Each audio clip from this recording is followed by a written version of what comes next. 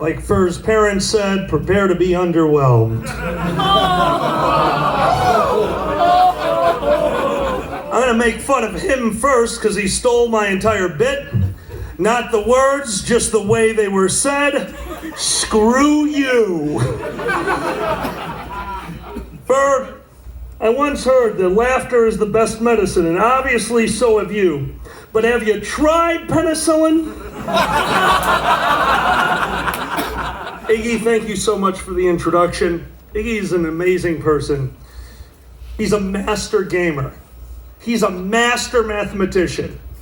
Obviously a masturbator. Tell me when you look at him, you don't think of the textbook definition of a masturbator. Dude, it took me 4 years to call you Iggy. Before that, you were Gandalf the Gay.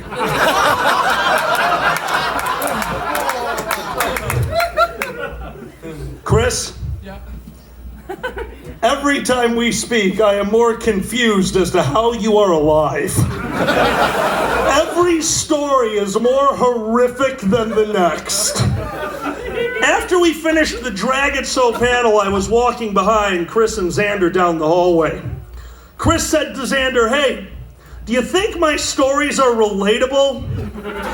On the other side of the damn hall, I heard some kid say, "Yep, I constantly cover my buddy's dog in mayonnaise." Way to go, Chris. They say live the life you want to lead. Chris is living the life that trail off here because everything else is hate-filled speech. Going back to Fur for a second, seriously, you're just gonna yell up here? I got nothing left. Energy is the only thing I have. At least you got cancer. You have no idea how hard it is for me to do this. After every single line, I feel bad. Just like I did when I made this man con chair.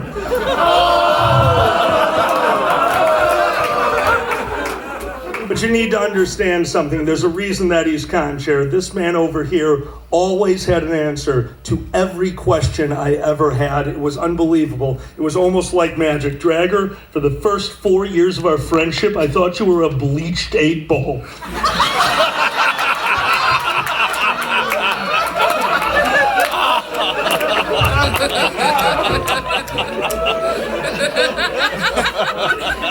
I feel so bad. Hey, Boozy? Yes? I may be big and fat, but I can get out of my bathtub myself.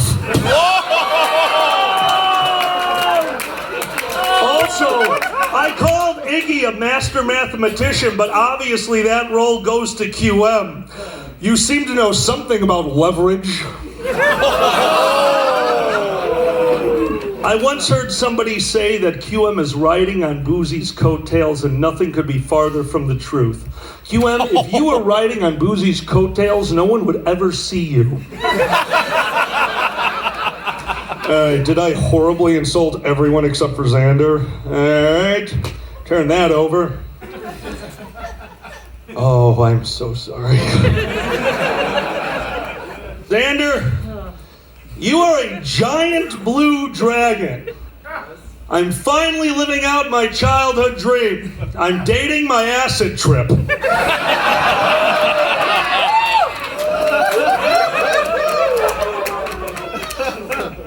I obviously wasn't going to go up here. This is my mate. This is the person I love. There are intimate details we know about each other, so I was definitely not going to come out here without checking the material that I was writing with him. And he gave me the following notes. Alkali, you do realize I'm not actually Tumbles the Stair Dragon. I did not. That was 2 weeks ago. Every day we learn something new about each other. People make fun of him being blind all the time, but I must say that you are an absolutely brilliant individual. If I were blind, I don't know what I would do with myself, but he has found a way to live. He's basically used the Hansel and Gretel method every day. He just leaves a trail of shit from one room to the other. And if I fall and trip on it, he just puts me in the oven because he knows that's what I want.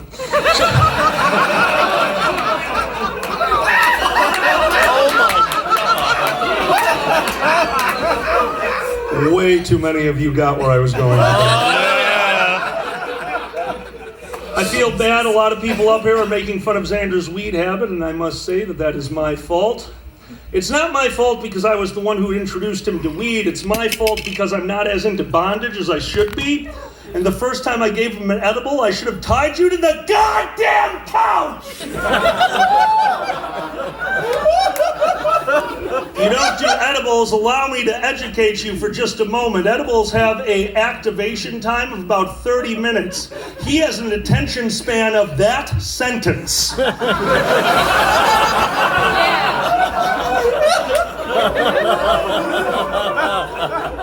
So one evening, actually at Bit the Ferret's house, the person who started this convention with me, we made pot brownies. And I gave him his first pot brownie. He wasn't done with it when he told me it's not working. I told him wait for a few minutes. He nodded, waited till I was distracted. That's not hard to do. And then smoke bombed out of that room to the kitchen where he had his second pot brownie. We brought him back into the living room to watch Simpsons because that's what you do when somebody's getting high for the first time, and I love The Simpsons. So I got distracted. Well, that's okay, because Bit, he hid the pot brownies. We don't want to just leave those laying around. We are responsible adults. But he's blind. We were thinking like sighted people. If you're blind and every day you lose everything, life is basically just one big scavenger hunt. And he holds a world record because here comes pot brownie number 3 in 20 minutes.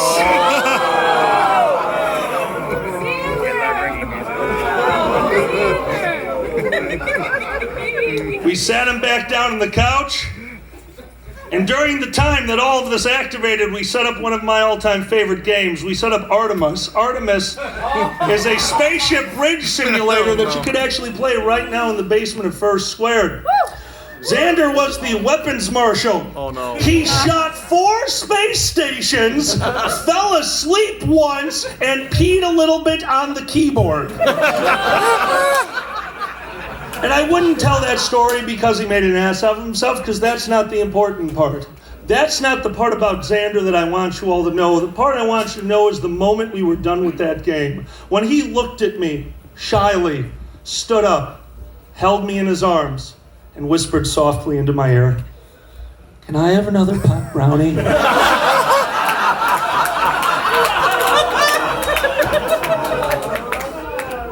Xander, since the day we met, I knew there was something incredibly unique about you. You've made me a better comedian. You have made me a happier person. And honestly, you've given me a life that I didn't think I could have. Xander, no one is more important to me than you. You mean the world to me. And I'm so happy that we are roasting you so that somebody else can make fun of you for once. My mate, the wonderful Xander the Blue.